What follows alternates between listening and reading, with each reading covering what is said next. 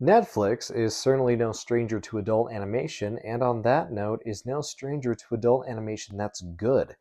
So, on that note, in this video for the Borealis Company, we're going to take a look at Blue Eye Samurai Season 1 and how it manages to pull off writing a strong female character.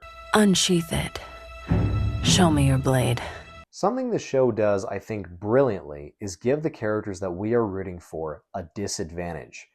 This is obviously a really good trope if you want to build strong characters because it already sets them up for a good challenge. But more than that, it sets them up for a challenge that is tailored just for them.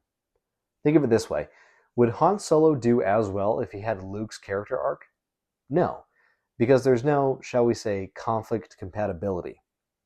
There's no incentive for us to watch what happens next because the solution doesn't match up with the problem. Blue Eye Samurai does this wonderfully with multiple characters at varying degrees. Take the swordmaker Master Iji, for example. He's a blind blacksmith who crafts swords for the best of the best, but his disadvantage allows him to provide the solution of becoming a mentor for Mizu, as he can't see what others typically see physically, but he knows the knowledge that she needs to kickstart her journey. It's also why Mizu's team of allies is never filled with people who truly quote-unquote fit in the society of Edo period Japan. The only people who have at one point are Taigen and Akemi, but Taigen becomes dishonored and Akemi is bound to the strict gender roles of her society.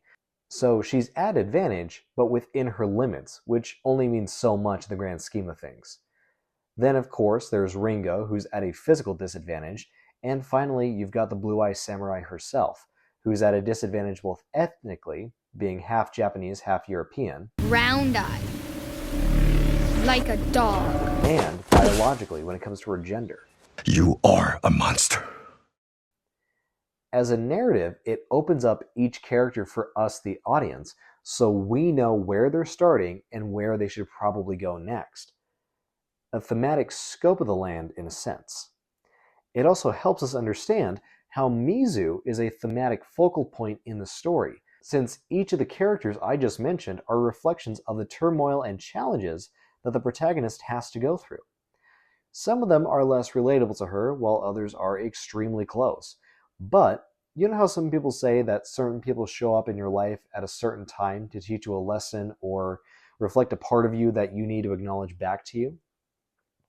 Well, consider this show Exhibit A of that argument. That kind of man treats women like animals. They say he's a tyrant. There's been a lot of contention regarding this topic in the industry for a while now,